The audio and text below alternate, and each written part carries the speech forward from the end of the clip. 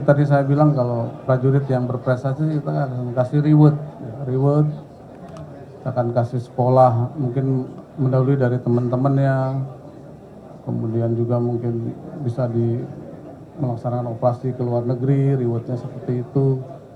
Dan kalau yang melanggar seperti tadi itu ya kita kasih punishment. Berkatu yang saya hormati Kasat, Kasal, Kasau dan insan media yang saya cintai dan saya banggakan. Hari ini TNI melaksanakan Rapim TNI yang diikuti oleh para isinya yang pertama saya mengucapkan terima kasih kepada para Dansat yang telah melaksanakan tugasnya di lapangan selama pelaksanaan pasca pemilu sampai pelantikan presiden terpilih, kemudian pengamanan pilkada serentak, semuanya berjalan lancar, aman, tentunya dalam pelaksanaan di lapangan berkolaborasi dengan kementerian, lembaga, instansi terkait seperti kepolisian. Kemudian juga saya mengevaluasi pelaksanaan tugas yang dilakukan oleh kita TNI selama tahun 2024. Kita sudah mulai dari bidang intelijen, di mana intelijen nanti pengawasannya, pelaksanaannya mulai terpusat oleh BAIS yang terintegrasi sampai ke intel-intel yang ada di satuan bawah. Kemudian juga di bidang operasi kita melaksanakan beberapa operasi di perbatasan. Kita sudah memberikan reward kepada prajurit yang sudah menangkap peredaran narkoba lewat perbatasan, kemudian juga illegal mining, illegal logging, fishing dan sebagainya. Kita berikan penghargaan kepada prajurit yang sudah melaksanakan tugas dengan baik, kemudian juga pelaksanaan operasi di Papua juga smart power sudah dilakukan dengan program-program dari pemerintah kita laksanakan sampai di daerah-daerah terpencil. Kita bisa memberikan bantuan di makan bergizi gratis yang dilakukan oleh para prajurit di lapangan sehingga program pemerintah dapat berjalan dengan lancar. Kemudian juga di bidang personil, mulai rekrutmen kita taruna, kita dengan menggunakan standar yang baik sehingga kita menghasilkan sumber daya manusia ke depan, calon-calon pemimpin di TNI akan lebih baik. Kemudian juga di bidang logistik, perlengkapan yang digunakan oleh TNI untuk mendukung pelaksanaan tugas juga kita evaluasi, kita lewat sistem button up. Jadi apa yang digunakan, apa yang dibutuhkan oleh prajurit, itu yang kita beli. Sehingga anggaran yang diberikan oleh negara bisa efektif, efisien.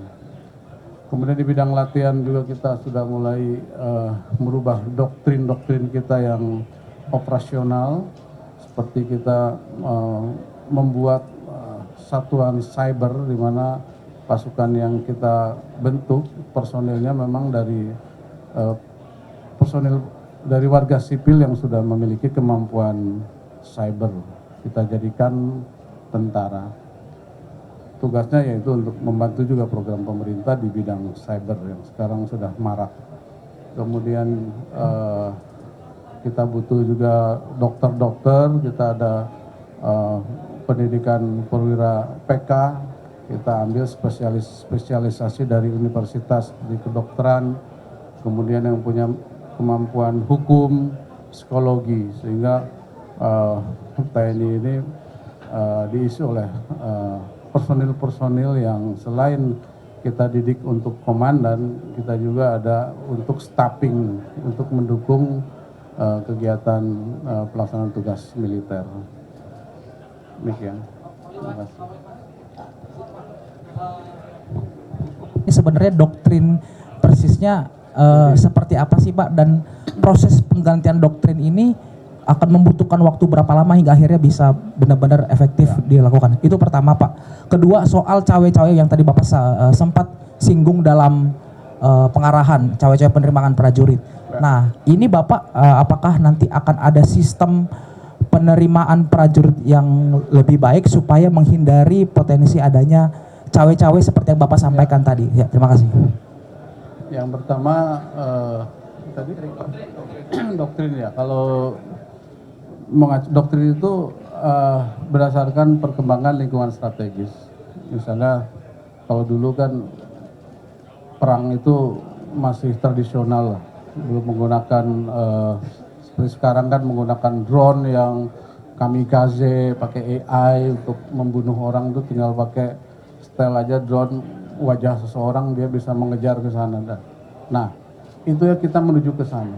Jadi doktrin kita, misalnya infanteri yang dulu mungkin infanteri jalan kaki, sekarang itu infanteri sudah menggunakan kendaraan mekanis gitu.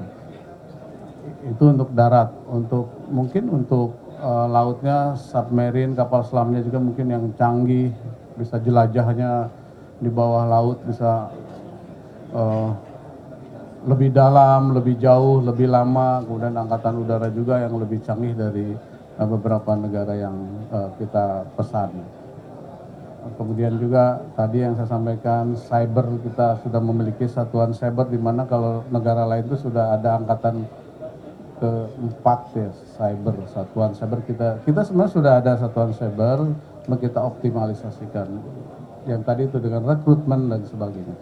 Kemudian rekrutmen dari taruna-taruna, memang sekarang udah sistemnya menggunakan sistem merit system ya. Jadi akademi pun sudah menggunakan computerized. Jadi kita tidak bisa cawe-cawe, misalnya kasih tahu dia 1 tambah 1, 1. Jadi lihat kalau dia ngetik salah ya salah gitu. Sehingga nanti keluar sistemnya, oh si A ini bagus, ya masuk gitu. Secara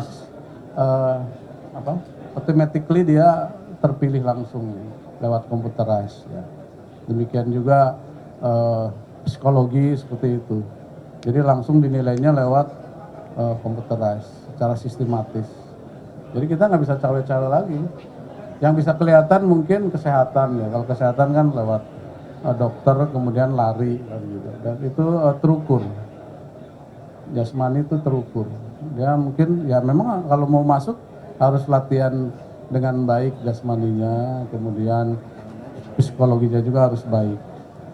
Izin Pak, saya Heru dari Radio El Sinta.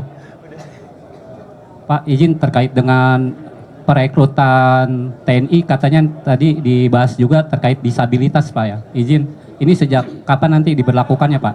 Terima kasih. Kita melihat Polri sudah itu dalam rangka untuk pelaksanaan tugasnya. Kita juga mungkin nanti kita akan adakan Pokja, evaluasi apakah TNI perlu juga disabilitas bisa masuk ke TNI. Tujuannya dalam rangka mendukung tugas pokok. Saya Pak Habibie dari Merdeka.com Pak. Tadi kan sempat di video sempat ditayangkan adanya kenaikan tunjangan. Izin Pak Habibie dari Merdeka.com. Tadi di video sempat ditayangkan adanya kenaikan tunjangan dan gaji dari prajurit. Nah ini baru-baru ini kan ada kementerian ini dipotong lah anggarannya. Nah TNI sendiri apakah juga nantinya berpengaruh ada pemotongan anggaran terkait dengan perawatan, alutsista dan sebagainya apa gimana Pak? Terima kasih.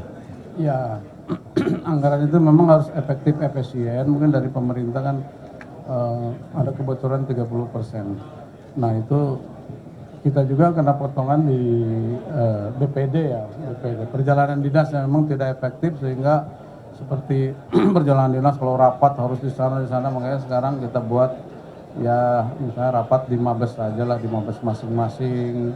Kemudian kalau mau peninjauan ke daerah latihan pun bisa lewat Pikon, tidak kita harus ke sana gitu ya. Ya yang efektif efisien kita gunakan untuk kita juga di Mabes TNI yang nggak efektif, misalnya kita cari kegiatan-kegiatan yang memang efektif, seperti saya mau membangun sarana-sarana barak untuk prajurit, pendidikan, mungkin kita lebih ke situ bisa digunakan untuk mendidik prajurit ataupun untuk kalau ada bencana alam bisa untuk barak siaga dan sebagainya.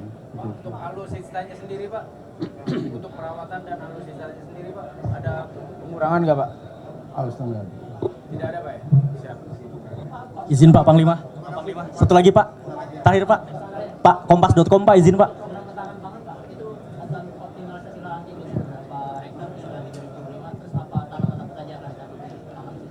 Kita program pemerintah kan ada 1 juta hektar di Wanam, kita ikut di situ. Kemudian juga tiap-tiap kodam ada lahan tidur kita tanam, khususnya beras, ya, beras. Dengan tujuan kita sudah bersinergi kolaborasi dengan Kementerian Pertanian. Kemudian nanti kalau sudah pasca jualnya kita harus koordinasi juga dengan Bulog, sehingga kepastian hidup petani ini ada ya. Jadi ditanam, kemudian ada yang nampung dibeli di Bulog untuk cadangan nasional. Izin Pak Panglima, terakhir Pak, Serian dari kompas.com Pak. Ya. Ini Pak, tadi Bapak juga di Rapim juga memberikan pengarahan, kita tahu bersama bahwa Rapim ini juga bagian dari evaluasi dari seluruh jajaran TNI gitu, dari tahun sebelumnya dan kedepannya TNI akan seperti apa. Nah, ini kan TNI berusaha untuk semakin dekat dengan rakyat gitu Pak Panglima. Tapi kemarin kita tahu ada insiden di Deli Serdang yang berulang gitu Pak Panglima. Nah, mungkin apakah ada langkah-langkah konkret dari TNI gitu, khususnya bagaimana cara menghadapi hal-hal tersebut agar tidak terulang kembali gitu Pak Panglima, untuk mempererat hubungan dengan masyarakat seperti itu. Apakah ada mungkin akan mengubah doktrin itu salah satunya untuk terkait hubungan dengan rakyat, memperbaiki hubungan dengan rakyat gitu. Terima kasih Pak Panglima. Ya, terima kasih dari Kompas sudah menyatakan kalau TNI kepuasan masyarakat 94,2. Nah, itu akan kita pertahankan. Tadi saya bilang kalau prajurit yang berprestasi kita akan kasih reward, reward. Kita akan kasih sekolah mungkin mendahului dari teman-temannya. Kemudian juga mungkin bisa melaksanakan operasi ke luar negeri, rewardnya seperti itu. Dan kalau yang melanggar seperti tadi itu ya kita kasih punishment. Terima kasih.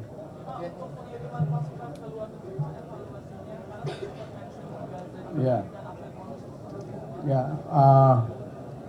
kita ada rotasi. Kita rotasi satuan-satuan yang dinilai baik.